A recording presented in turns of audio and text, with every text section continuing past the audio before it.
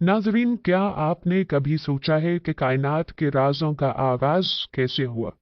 देखिए कैसे एक सहाबी के तजस्सुस ने इल्म के दरवाजे खोले और कायनात के बड़े राज को अफ़शा किया। इस वीडियो को हरगिज़ नज़रअंदाज मत कीजिएगा, क्योंकि ये आपको कायनात की इब्तिदा और इंसान के मकाम की गहराइयों में ले जाएगी। एक सहाबी रदियल्लाहु तआला अन्हु ने रसूलुल्लाह सल्लल्लाहु अलैहि वसल्लम से सवाल किया कि ए अल्लाह के रसूल सल्लल्लाहु अलैहि वसल्लम, जमीन और आसमान को पैदा करने से पहले हमारा परवरदिगार कहाँ था? आप सल्लल्लाहु अलैहि वसल्लम ने फरमाया कि तब अल्लाह के सिवा और कुछ नहीं था। फिर उसने पानी पर अपना अर्श बनाया, गोया ये इस कायनात की इब्तिदा थी। फिर अल्लाह ने कलम को पैदा किया और इसको हुक्म दिया कि लिख, और कलम ने अल्लाह ताला के हुक्म और उसके इल्म से क़यामत तक होने वाला सब कुछ लौहे महफूज में लिख दिया। इसके बाद आसमान और ज़मीन की 6 दिन में तख्लीक की गई। यमन से आए हुए एक वफ्द ने हुजूर सल्लल्लाहु अलैहि वसल्लम से कहा कि हम आपसे दीन की समझ और कलम की इब्तिदा जानने के लिए आए हैं।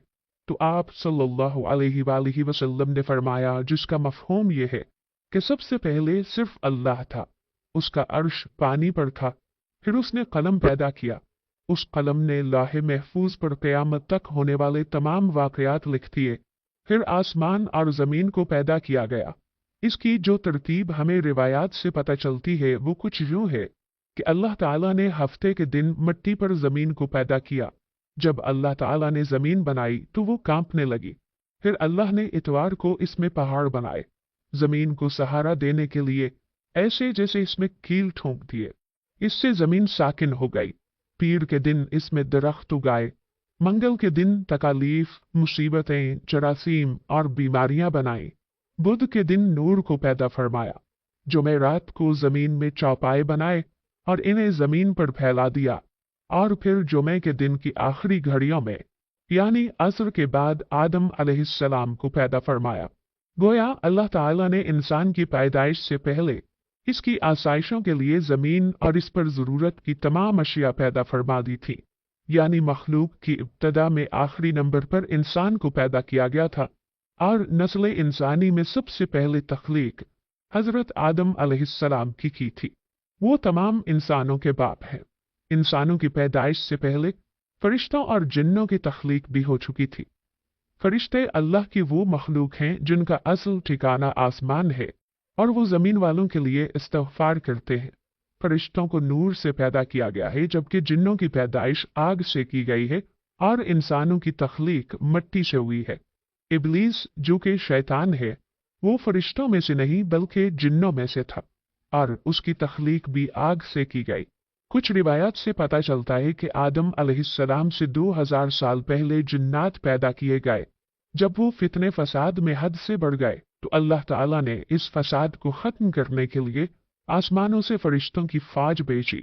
ज़मीन पर जिन्नों और फरिश्तों के दरमियान एक खौफनाक जंग हुई, जिसके नतीजे में इब्लीस के वालिदैन समेत ज़्यादातर शरपसंद मारे गए। कुछ समुंदर पार दूर दराज जज़ायर में जा छुपे, जबकि नेक जिन्नों ने गारों में पनाह ले ली। उस वक्त इब्लीस कमसिन था और इस तबाही पर एक मैदान में खड़ा ज़ारो कतार रो रहा था। उसके इर्द गिर्द जिन्नात की लाशों के ढेर पड़े थे। फरिश्तों का काम खत्म हो चुका था। वो आसमान पर उड़ते हुए वापस जा रहे थे कि अचानक फरिश्तों के एक ग्रुप ने इब्लीस को रोते देखा तो जमीन पर उतर आए। वो निहायत हसीनो जमील था और चेहरे से मासूमियत भी टपकती थी। उन्हें उस पर तरस आ गया, चुनाचे उन रहमदिल फरिश्तों ने हजरत जिब्राईल अलैहिस्सलाम के जरिए अल्लाह ताला से उसे साथ ले जाने की इजाजत तलब की, और फिर अल्लाह की रजा से उसे गोद में लेकर पहले आसमान पर उतर गए। वहां उसकी तालीम व तरबियत का बेहतरीन बंदोबस्त कर दिया गया। वो बहुत ज़हीन था और मेहनती भी। अपना तमाम तर वक्त इबादत और रियाजत में गुजारता था।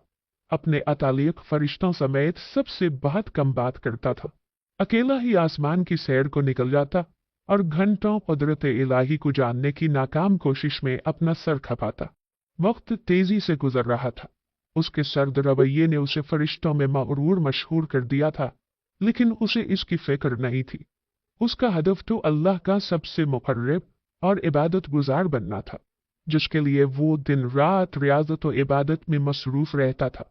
यहाँ तक कि एक दिन अल्लाह ने उसे दूसरे आसमान पर फाइज फरमा दिया और फिर गुजरते वक्त के साथ अपनी इल्मियत और काबिलियत की बिना पर उसे अल्लाह का कुर्ब हासिल होता चला गया।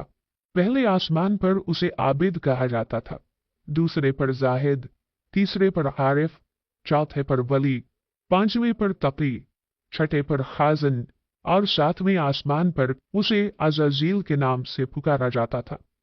एक दिन वो अपने साथियों के साथ आसमान की सैर करता हुआ ऊपर पहुंचा तो उसे पता चला कि अल्लाह ताला एक नई मखलूक पैदा फरमा रहे हैं, जिसके लिए दुनिया के हर कोने से मिट्टी लाई गई है। अल्लामा इब्ने कसीर रहमतुल्लाह अलैह लिखते हैं कि अल्लाह अज़्ज़ा वजल ने आदम अलैहिस्सलाम के पुतले को अपने दस्ते कुदरत से पैदा फरमाया और ये बगैर रूह के 40 साल तक इसी तरह पड़ा रहा। फरिश्ते जब इसके पास से गुजरते तो घबरा जाते। उनमें सबसे ज्यादा घबराने वाला इबलीस था। ये इसके पास से गुजरता तो इसे मारता, जिसकी वजह से इसके जिस्म से ऐसी आवाज निकलती जैसे खनखनाती मिट्टी की ठीकरी से निकलती है।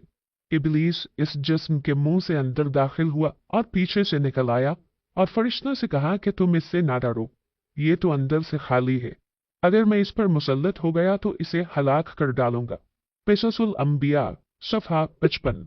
और फिर वो दिन भी आ गया जब रब्बुल आलमीन ने फरिश्तों से फरमाया, मैं जमीन पर अपना एक नायब बनाने वाला हूँ, वो जमीन पर मेरे अहकाम का निफाज करवाएगा।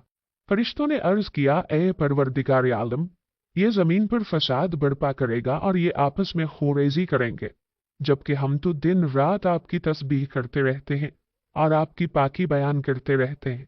अल्लाह ताला ने फरमाया, जो कुछ मैं जानता हूँ वो तुम नहीं जानते। फिर अल्लाह ताला ने आदम अलैहिस्सलाम को तमाम चीजों के नाम सिखा दिए और उन्हें फरिश्तों के सामने पेश करते हुए फरमाया, अगर तुम सच्चे हो तो मुझे इनके नाम बताओ। उन्होंने कहा, तू पाक है, हम तो इतना ही जानते हैं जितना तूने हमें बताया है, बेशक तू बड़े इल्म व हिकमत वाला है। फिर अल्लाह ने फरमाया, ए आदम अलैहिस्सलाम, इन चीजों के नाम बता दो। फिर जब आदम अलैहिस्सलाम ने उन्हें नाम बता दिए तो फरमाया, क्या मैंने तुम्हें नहीं कहा था कि मैं आसमानों और जमीन की छुपी हुई चीजों को जानता हूँ, और जो तुम जाहिर करते हो और जो तुम छुपाते हो उसे भी जानता हूँ। फिर फरिश्तों को हुक्म दिया कि आदम अलैहिस्सलाम को सजदा करो। उन्होंने सजदा किया मगर इबलीस ने इनकार कर दिया। सूरतुल बकरा आयत 30-34। इबलीस के तकब्बुर, उसकी रौनियत और बड़ाई ने उसे सजदे से रोके रखा।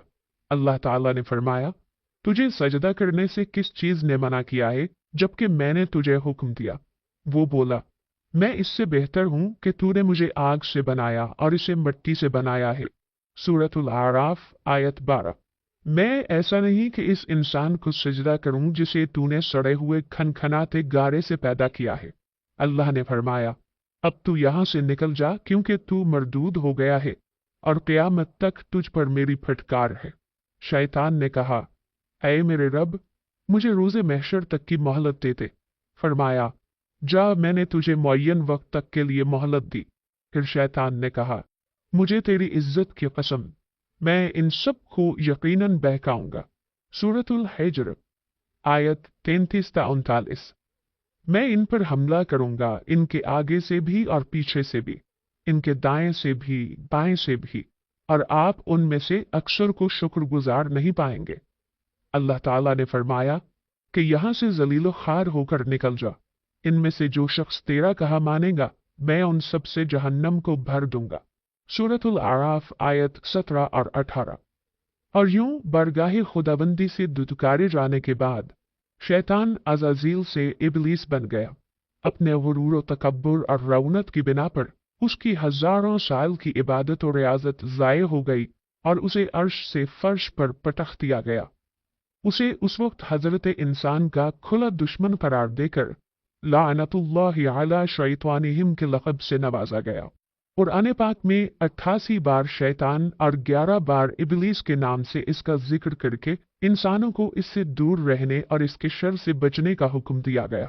बारी ताला ने 1,24,000 पैगंबरों को दुनिया में मबऊस फरमाकर कौमों को इसके मकरू फरेब से बचने की तलकीन फरमाई। जमीन पर जाने से पहले इसने अल्लाह से 4 चीजों की इजाजत तलब की। 1. ता क़यामत मौत से मोहलत। नंबर 2.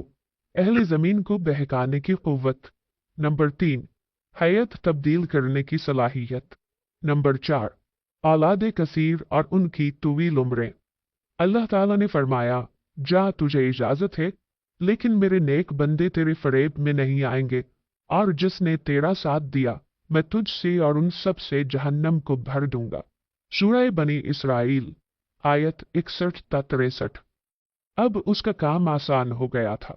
शैतान जानता था इंसान अशरफुल मखलूकात है, लेकिन वो जानता था कि वो किस हद तक नफ्स का पुजारी भी है।